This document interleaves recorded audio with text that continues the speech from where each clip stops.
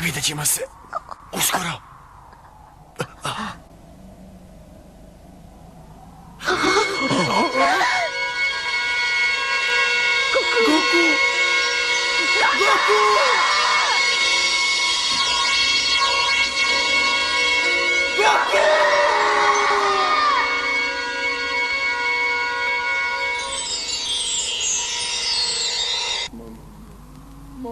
Molim te.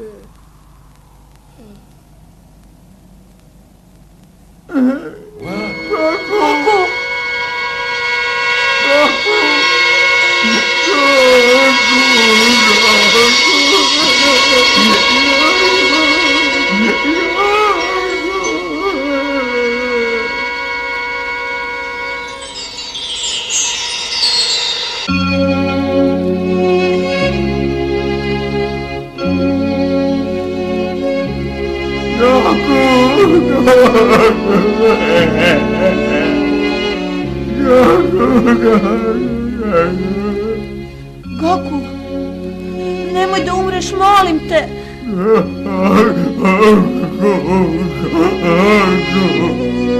To je sve.